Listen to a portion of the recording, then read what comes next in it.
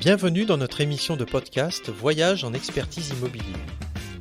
Nous avons vu précédemment qu'il ne faut pas agir seul et que la réglementation incendie est l'affaire de tous. Cette semaine, nous répondrons à cette question. Comment préserver la sécurité incendie de votre établissement ?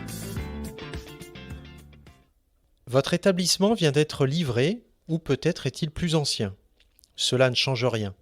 Vous allez devoir veiller au maintien de la sécurité incendie dans cet établissement.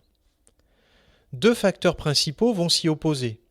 D'une part, la vétusté du bâtiment et de ses équipements, et deuxièmement, l'adaptation à l'usage de vos locaux. La vétusté du bâtiment se résout souvent par un remplacement à l'identique.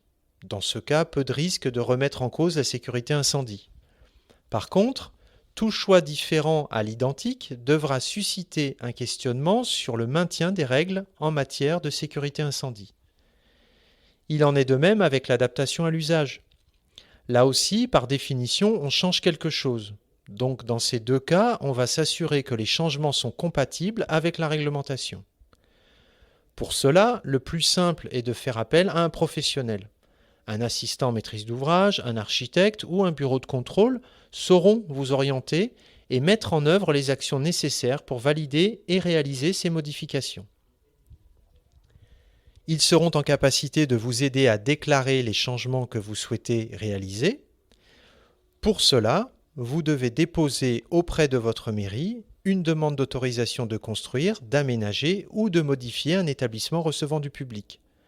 Ce document vous permet d'informer la mairie et les pompiers, entre autres, des modifications que vous souhaitez réaliser sur votre établissement. Ainsi, une fois l'avis favorable obtenu, vous aurez la garantie que vous faites bien les choses et que vous aurez maintenu la sécurité incendie de votre établissement. Ainsi, tout ce qui modifiera l'état d'origine de votre établissement doit poser la question du maintien de la sécurité incendie. Pour cela, les professionnels précités sauront vous indiquer les actions à mener pour y parvenir. Également, la déclaration de vos travaux est primordiale et surtout obligatoire, et seul l'avis favorable de la mairie et des services de secours valideront les travaux envisagés. Dans le prochain épisode, je vous propose de découvrir comment bien préparer la commission de sécurité de votre établissement.